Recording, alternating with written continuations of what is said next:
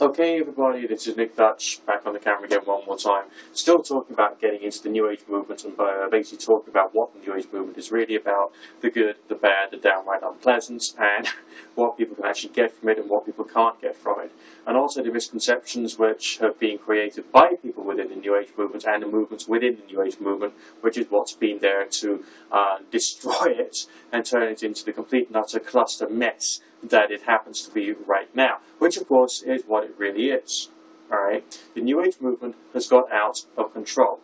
For those of you who have been watching my earlier videos, you may have already realized there's been a reason for me to get onto YouTube, which is quite a popular video sharing site, to try and express this particular message and use this form of publishing as a way of helping people to try and see a different perspective about especially the supernaturalist type phenomena and ideas, because that particular point of view, that logical, rational, skeptical approach, as well as investigative based upon phenomena and not based upon the idea that these things actually have an objective reality or an objective existence, is like, you know, an important move forward for a lot of people.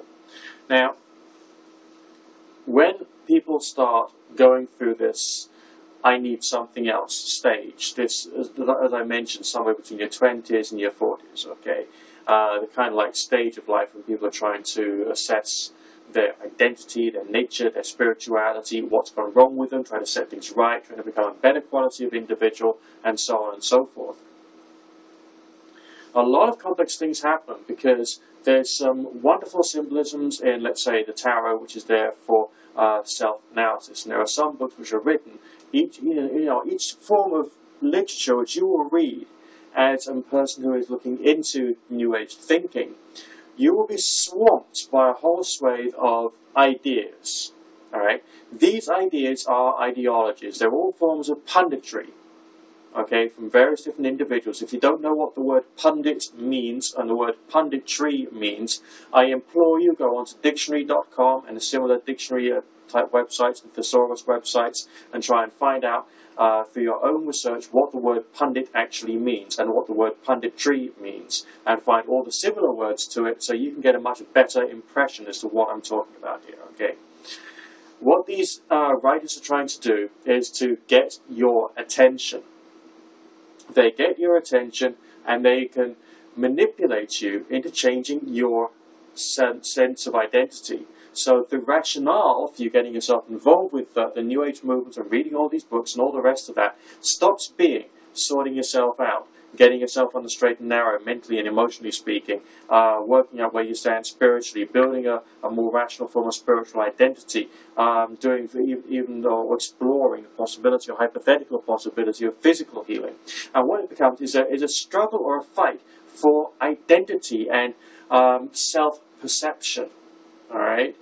Because when you get a group of people who have developed a form of self-identity with, let's say, one particular New Age religious perspective, okay, because of the fashion, because of, I don't know, the logos or anything, the colors, the mythology associated with it, they sort of like feel they resonate well with that. So what does that become? That becomes a target market. Right, once you've got a target market, there are those who are broadcasting to that target market. I'm guilty of this as well, okay, I admit that, okay. But there are those who are broadcasting to that target market will then have a client base. Right, a client base, which is created as a result of religious views, values, and beliefs. Okay, so this is what a lot of the authors are writing, about. I mean, there was a book on runecraft that I read a while ago with a strong like Atlantean kind of like theme, and it went on with a lot of like false archaeology and all kinds of weird stuff, and then it went on about staffs made out of copper rods with crystals at the end, the fact that in the old days they actually did use these to control spaceship in the in the sky and the rest of that. Ludicrous claims.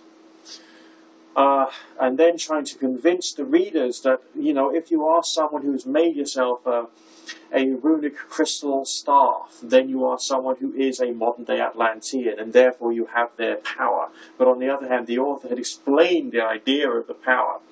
as someone who can control, aircraft and spaceships with the help of a piece of plumbing with a stone shoved in the end of it. Slightly factually inaccurate, I would have to say. So, they know what their audience wants to think. Okay, they are therefore prepared to write to that audience, and they're also not prepared. Okay, they're not prepared to invite skepticism, doubt, or indeed other aspects of deism, one would say, or indeed other aspects of real scientific thought into the writings.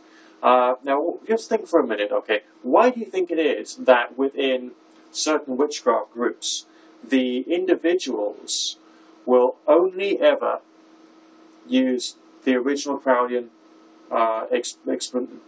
definition of magic being the art and science of changing conformity with the will, right? Why? It's because other people who've written for that witchcraft audience have used that one particular definition. If they were to go back to the original source, they would see that, yes, the definition is used there, but examples for that definition is, as I've mentioned frequently, because it's pretty important, are to do with physical, real-world things, physical world things, such as writing a book or doing a chemistry experiment, for instance. Okay? And then there's a reference to the magical tradition, which is unempirical. Now, why is it that these witchcraft authors are using the first definition, which Crowley used to mean real-life things, and not something unempirical and therefore unscientific? Why? Because they know what their audience is thinking. Okay? They're trying to work with the audience to make the audience want to be a better quality audience, alright? An audience which is going to carry on buying the books, alright? Which is not very helpful. Why is it not very helpful? Because although it perpetuates the culture, okay, it perpetuates pagan culture, New Age culture, and all the rest of that cool stuff, okay, what it doesn't do is actually help people to solve the problem that they came into the New Age movement with. That's a big issue. And that's the issue which needs to be dealt with properly.